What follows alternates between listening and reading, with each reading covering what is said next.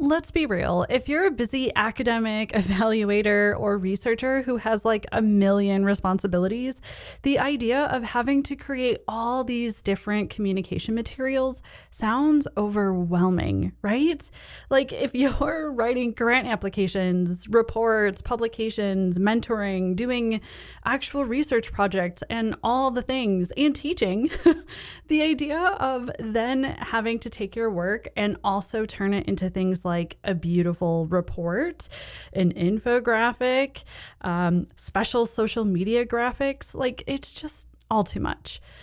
Unless you do what I talk about in this video.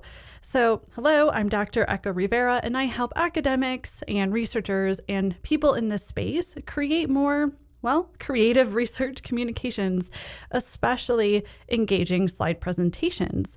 So if that sounds good, then make sure you hit that subscribe button and definitely check out the links that I have below because I have tons of resources for you. Now, the video I am about to show you was a presentation that I did for an online summit, and I got some really nice comments, so I wanted to just put it on YouTube, and we did some light editing to remove the conference name and things like that. So that's why I'm doing this intro, because the beginning of the actual presentation is a little abrupt, but I do mention a handout in the video, and you can get that handout. The link for that is below. So I think that's it. Let's get started. I want to make a bigger impact with my research. How can I reach beyond academia? And yes, I love that you are asking this question, and I hope to help answer it. And I might actually have a surprising answer to that question. And by the end of my presentation, I hope you will be convinced that PowerPoint and learning PowerPoint is one of the best ways to do that if you want to reach beyond academia. And I know the cards are stacked against me because I know you've heard the phrase death by PowerPoint, and I know there's a lot of hate for PowerPoint out there.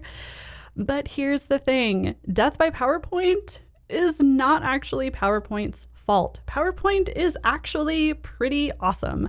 And by the end of this video, you are going to learn how PowerPoint will help you communicate in really creative and visual ways. So by now you might be wondering, who is this person who is talking? So hello, I'm Dr. Echo Rivera, and I specialize in professional development for academics and researchers. And I focus in this world, in this field, because it's my background. It's what I know and what I've experienced. I have a PhD in community psychology, which does not mean I was a community therapist. It means that I basically have a degree in community-based participatory research, which is pretty much like 90% taking all of the research outside and beyond academia. I also went the non-academic route. When I got my PhD, I worked as a research associate at a nonprofit research and evaluation center that was not affiliated with a university. We were independent. And then even when I quit that job, I worked as an independent evaluation consultant. In all, that's about 14 years of research and evaluation experience. And seriously, even from the moment I was in grad school, almost none of my research ever involved just staying in academia. Since grad school, I've always worked with or presented to policymakers, service providers, court staff, county staff, community members, and basically non-academics. And I worked with them to conduct the research projects, but also share the work with them and present to them. Plus, I did all of the academic ways of communicating. I did lots of academic conferences. I taught an undergraduate course. I did guest lectures for both undergrads and graduate classes. I trained research assistants on our research topic, which was mostly gender-based violence. I published in peer-reviewed journal articles, and I wrote lots of evaluation reports and policy papers. So, I've sort of done the academic things and the beyond academic things. And across all that experience, across all of those years, I learned one big takeaway. Are you ready for my big takeaway? Because here it is. I really need you, the academic, the researcher who wants to reach beyond academia. I need you to hear this. Pretty much everyone outside of academia they're not impressed with your journal article, okay? I'm sorry if I'm the first one to tell you this, but journal articles, they're not really effective at reaching beyond academia. But the fact that you're here at this conference, I'm guessing you might not actually be that surprised. Now, in contrast, what I also learned is that most people are impressed with visual communicators. And the reason they're impressed is, it's not just because it looks fancy and they're just like, ooh and ah. I don't mean that. What I mean is they're impressed because, whoa, you're an academic, you are a researcher who just communicated your data in a way that they understood and a way that they enjoyed. That will make you stand out among other academics and researchers who just lecture and who use a lot of jargon and who can't communicate their work in a way other than just a bullet point list of boring facts. So it is very important for you to know that every audience wants effective visual communication. Academics want it, researchers want it, and everybody beyond academia wants it. So the more you build your visual communication skills, the more you will have a broader impact with your research. Again, both within academia, but especially beyond academia. So a lot of people think that visual communication skills require you to become an expert at something like Adobe Creative Suite, or that it will take too much time or take away time you need for your actual research. And what I'm really hoping to show you is that that's not true. And I'm going to show you how not only can you use an easy tool that you already know, like PowerPoint, but also how you can do this in a way that will save you a ton of time. And everyone else will be looking around like, how are you doing all of this? Like, how is this possible? So you're going to see how PowerPoint can be used to create beautiful, visually engaging presentations, engaging reports, and cool things like infographics and social media graphics. These are the most common visual communication materials you'll probably make when you want to share your research.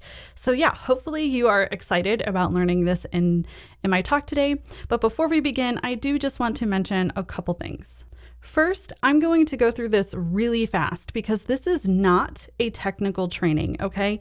My goal with this presentation is to just open your mind to all the different ways you can use PowerPoint for creative visual research communication.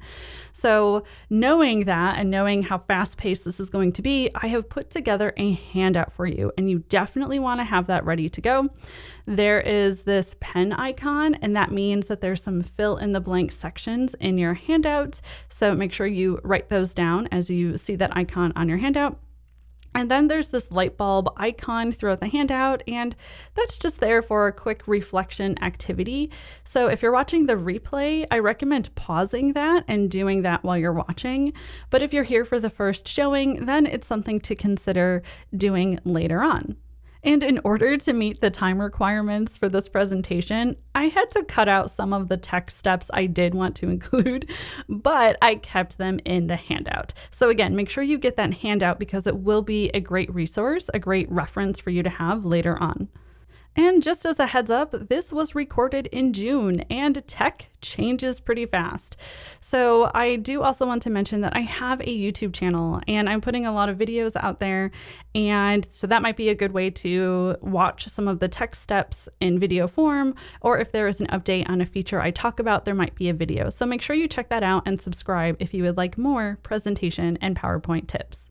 Okay, logistics done. Let's get started. I am now going to turn off my camera for a little while so we can focus on the material, and I just want to make sure my camera doesn't cover anything up on the slide.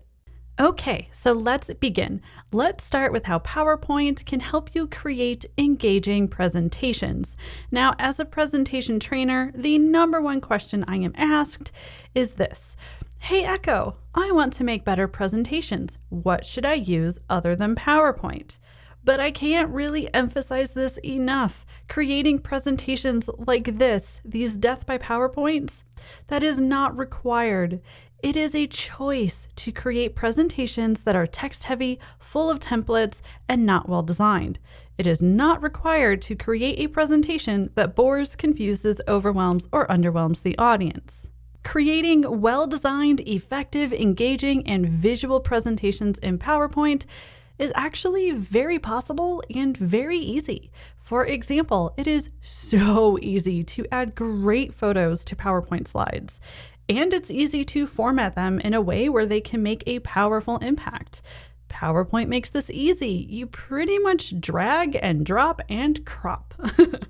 And that's pretty much all you need to do to use photos in PowerPoint slides. What about custom models or figures? We need to create those as researchers, right? Well, most people turn to PowerPoint Smart Art for that, which is a huge mistake and is why people think PowerPoint can only make goofy looking visuals. Well, instead, you can just stop using Smart Art and know how to design information visually and then put together your own visual using other PowerPoint features. So I put this visual together using only 3 things. Shapes, like lines, arrows, and circles. Like, that's it. And some text boxes.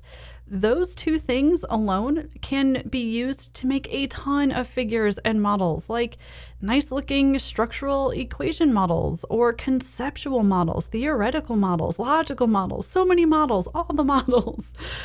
But you can also take things to the next level and use PowerPoint's built-in icons. What? Icons?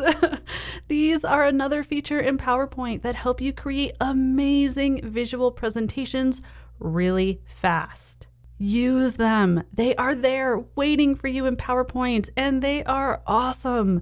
Again, technical steps for finding them are in your handout. Okay? And once you're there, you will see a lot of options for different types of visuals. Icons are the ones I can recommend 100% of the time, as well as the cartoon people option. Now, these, in my opinion, are total game changers. They're drawn illustrations of people with interchangeable faces and body parts, which sounds weird, but basically you can create avatars. There are so many ways to use this to create visually engaging slides while still sharing data. Here is one example that just kind of popped into my mind that I wanted to show you. Okay, let's say it's a study about urban planning and the researcher is really trying to make the case that buildings, at minimum, should at least have ramps at every entrance. Basic minimum. Well, it took 3 seconds here to find an image in the cartoon people and to turn it into a story. I have them saying a caption about how they had to go all the way around the back to get inside. And then using just some shapes and text boxes, I have a statistic about how bad the problem is in this county. All done in PowerPoint. As a researcher, I know you also want to know about data visualization and graphs and charts. We are all used to seeing charts like this. But again, there is nothing about PowerPoint that stops you here and makes you present a graph like this. You can change almost every default option in a chart and turn it into a beautiful data visualization. And when you combine it with things like your own text boxes or shapes, maybe even icons sometimes, you have a lot of control over the design of your data visualization. And the beauty of PowerPoint is that it is a slide software. So you can use a combination of multiple slides and animations to take your data and turn it into a data story where you walk people through it piece by piece and really make sure that they understand the data. You can really let the story of the data shine through. And finally, because I'm not done, this drawing animation, I did that in PowerPoint too, and the feature is called Ink Replay. And with Ink Replay, you can do cool things like circle parts of your slide and have arrows point to it, right? Don't use a laser pointer. Build in your laser pointer using this. You can also highlight text. So you can use this to really make your slides come to life. And it's really easy to activate this feature. And again, I tell you how to find it in the handout. But there you go. These tend to be the top 5 features in PowerPoint that people don't even know about or they don't think about when they create their slides. To recap, it's super easy to add photos in PowerPoint and make them look fabulous. PowerPoint's shapes and text boxes help you create almost any visual or model or figure that you want. The icons can help take everything to the next level. Your data can look great because PowerPoint lets you do a lot of editing to them. You can edit the defaults. And finally, the animations in PowerPoint, when used correctly, elevate every single slide and create something truly memorable. So I hope that everyone watching has learned about at least one way that PowerPoint can help you create better presentations. And I want you to take a moment and think about this, right? There's the status quo, death by PowerPoint way of presenting that almost all academics are taught, not your fault. Grad school doesn't really include training on how to do this, so I don't blame you. And we also do have quite a lot of people in academia that maintain and reinforce the status quo, but you are here because you have big goals for reaching beyond academia. You want to make an impact. You want your research to mean something.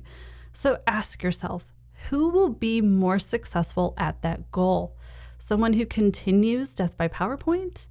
Or someone who uses PowerPoint to create visually engaging presentations. Presentations that other academics and researchers would love, and presentations that those beyond academia will love too. Okay, so PowerPoint can be used to make visually engaging presentations. That alone, I hope, is helpful for you to know and to see. But here's where PowerPoint can really start to blow your mind and do cool things with visual research communication. PowerPoint can help you create engaging reports. Like I said earlier, no one outside of academia cares about your journal article. They're just not impressed. So if you want your research to be read outside of academia, you will probably find yourself writing some type of public report. Sometimes they're called white papers or policy papers or a research brief, something like that. It's basically just a summary of your research and its findings, and it's meant for a non-academic audience. It's usually online somewhere, like your website or your lab's website. It's like science communication, basically. Or just as a heads up, if you are considering any type of research or evaluation career outside of academia, like at an independent center or as an independent consultant, then you are going to spend 1 million hours every year writing reports. A report for your client or the stakeholders involved in the project, and so on. And I don't know if you have any experience with these yet, because I didn't have that much experience with them until I worked at a research center.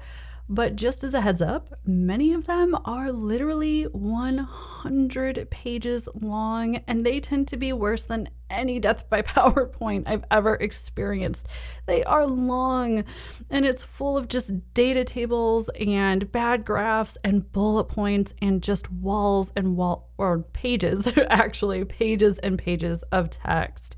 So if you have to make a report, and you want to reach beyond academia, you must make it a visual report. Now, creating a visual report sounds like it will take forever, but there is a way to save time. Usually, you will be working on a presentation and a report at the same time because both of them are usually due at the same time.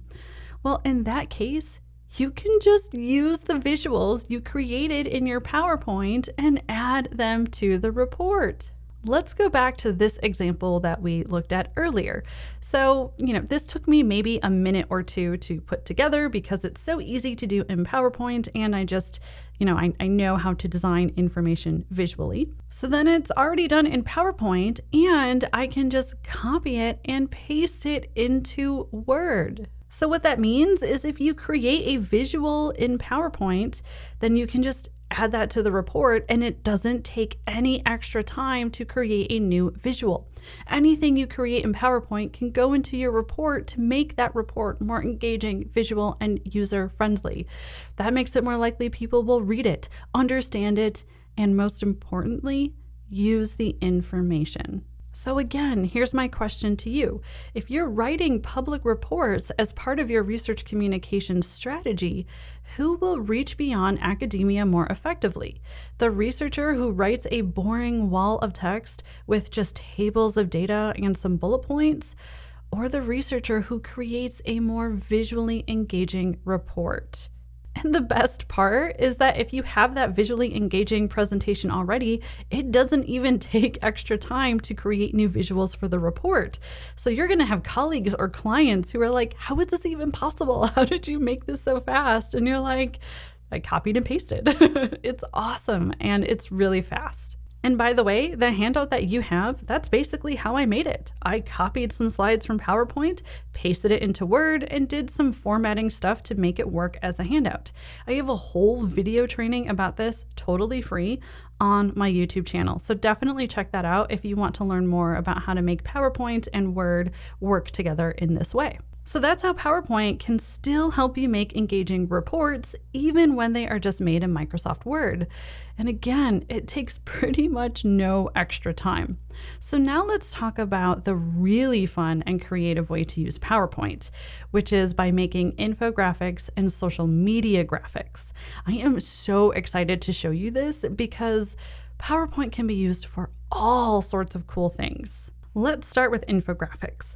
When I was working at the Research and Evaluation Center, infographics, or 1 to 2 page summaries, visual summaries of the report, were becoming part of the deliverable from clients. They were getting really popular, and I'm starting to see them more as deliverables. So I would expect to do this as you move forward and try to reach beyond academia. Now, most people will think of Canva for infographics, but I want to ask you to reconsider using Canva for the things that I'm talking about in this presentation, because Canva does not actually set you up for success for strong visual communication, and it does not actually save you time. So I'll just focus on one example of what I'm talking about, which is the templates. So the templates that I see here, most of them are not actually what I would consider to be visual communication. Let's take a closer look at this infographic template I found on Canva. This is a perfect example of how design templates tend to do more harm than good. Canva is telling us that this is an infographic, and we see colors and a picture and we think, oh, cool, we can create a visual communication product. Except, have we? Because the information is entirely text. It's all text. There's no visual communication here. And we have a clip art image, I guess, but clip art images are really outdated and really should be avoided. Plus, there are a ton of major basic information design violations here. Text size, contrast, I could go on. So if you do choose to use Canva, then start with a blank canvas and build your visual infographic up from the ground up. If you're starting with a blank slate though, and you're following the tips I've been sharing with you, then you might as well just use PowerPoint because it's actually going to be faster. Here's a case study of what I'm talking about. So this is a before of an infographic. And again, this was back when I did design projects as a service. I don't do anymore, I just do training, but still, I had a client come to me with this infographic and they wanted help making it look better. And, it was actually pretty good. We do have some real visual communication here. It's not just text, and it was well organized and the flow of it was pretty easy. But again, they were using a special app. I don't think it was Canva, but it was something like an app made for infographics. And that's what they sell you. They tell you it's going to be faster and easier and look great to use these templates.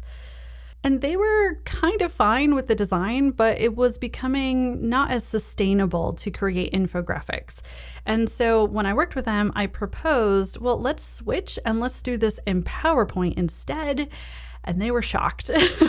So I told them, I'm going to redesign one of your infographics in PowerPoint, show them how to do it, and help them unlock that power of PowerPoint for their infographics. So here is my redesign of the exact same information, but using PowerPoint instead of something like Canva or a special app. What do you think? Do you see the difference? And you know what? That's actually not true. My redesign has more information than the original, but it doesn't feel like that. And again, it was made in PowerPoint. All I did was change the slide size dimensions to work for an infographic. And then I just designed it in PowerPoint. And again, tech steps for that are in the handout. So yeah, what do you think? Hopefully you're seeing how the specialized infographic app doesn't really help, and it kind of looks a little cheesy and goofy compared to a nice, sleek, professional infographic made in PowerPoint. And you can save time by doing this because you're keeping it all in PowerPoint. So instead of going to Canva and trying to figure out all new fonts and new colors and just like finding and building visuals all over again and reinventing the wheel, you just stay in PowerPoint and you copy and paste from one PowerPoint file to the other. And then you just keep going from there using those features I told you about, the shapes, the text boxes, the icons. And that's pretty much it. This little mock-up I made just for this conference took me like 10 minutes to make. That's it, because the visuals were already done for the presentation, and it was just a matter of surrounding them with the framing and the structure so that it is an infographic. Now, in real life, it would take longer than that because you'd have to spend more time thinking through what information needs to be on the infographic, how you frame it, what the call to action is. But most people think that design is what takes hours or days or weeks to do. And it's because they're used to going to something like Canva and fighting with the templates or things like that. So I wanted to show you that if you do know what you're doing, if you have those design and visual communication skills, and you've been using PowerPoint already, the design part is done in very little time. So hopefully you see that the version made in PowerPoint looks way more professional and is more visually engaging than a standard template in one of those third-party apps. So again, I ask, who will stand out among the crowd? Which researcher will have an easier time reaching beyond academia? The researcher who uses boring Canva templates that are essentially just blocks of text with some clip art? Or the researcher who uses a printable infographic to tell a clear data story and has a clear call to action? And once you've unlocked the power of changing slide sizes for an infographic, then you become unstoppable in terms of being creative in your research communication, because you can then change the slide sizes to work for social media graphics or graphical abstracts. You can turn PowerPoint slides into a square for apps like Instagram.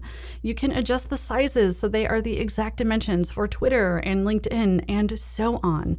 And again, you just use the visuals you already created so you're not reinventing the wheel and taking forever.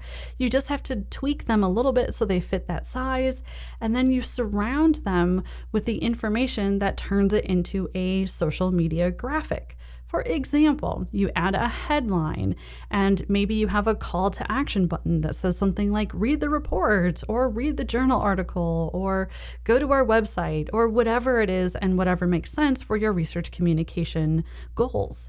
And using text boxes, we can add things like the source or the citation for the report or journal article. And again, that key graphic was already made for the presentation, so it was just a quick copy and paste. And look, we even have a screenshot of the report. And because you made the report beautiful with visuals, a screenshot of the report looks engaging and makes people actually want to read it. So that's how this is all fitting together. And it is so easy because, again, we're still in PowerPoint. And from there, after you create it, all you have to do is export the slide as an image, a PNG or a JPEG. It's super easy. You just change the file extension.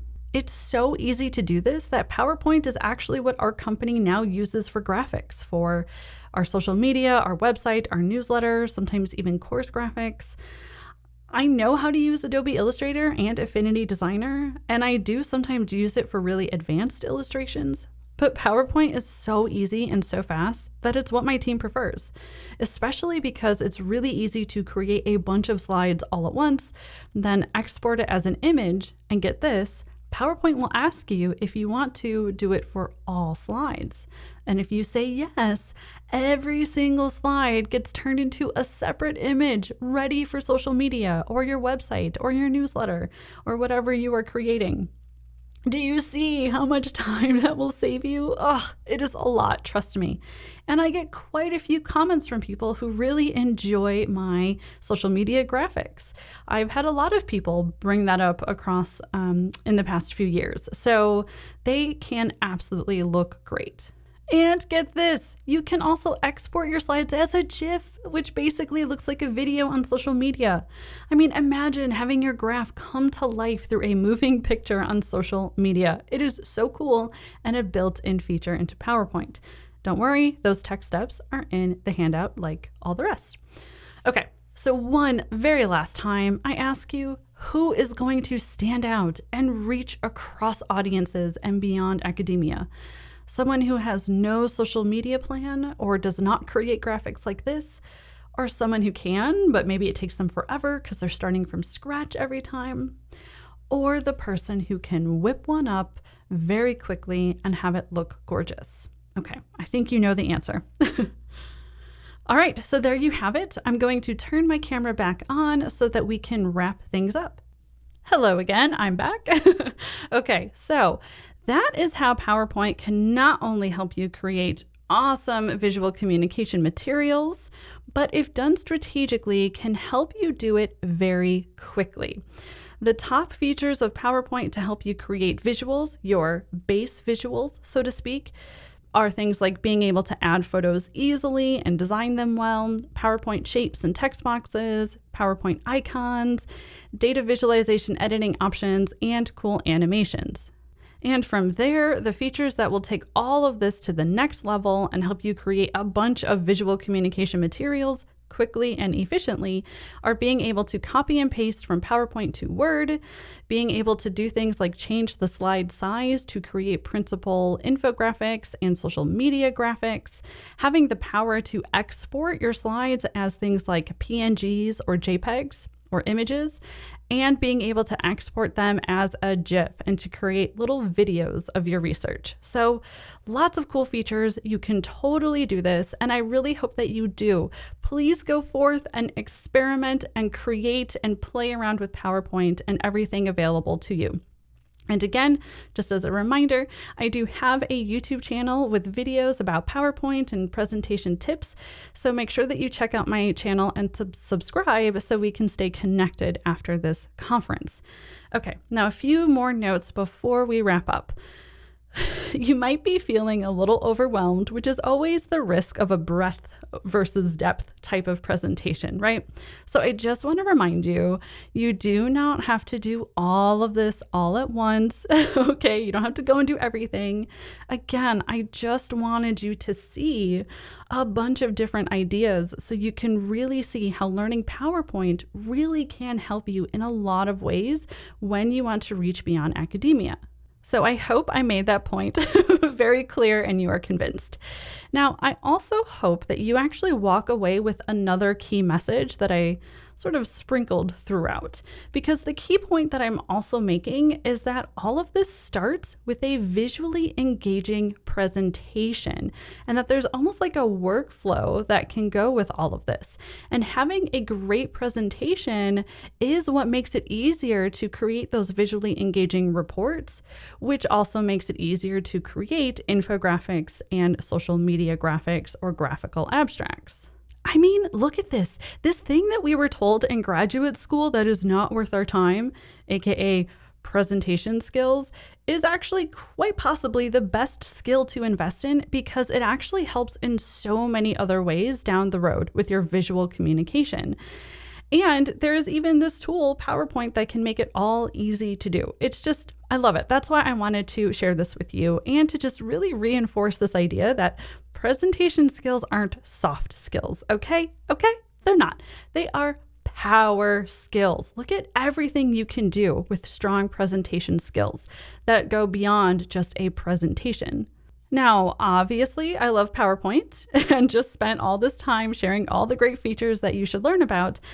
But one thing that I also just really want to make sure you know is that PowerPoint skills are not presentation skills, and a PowerPoint class does not teach you presentation skills or how to design a visual presentation.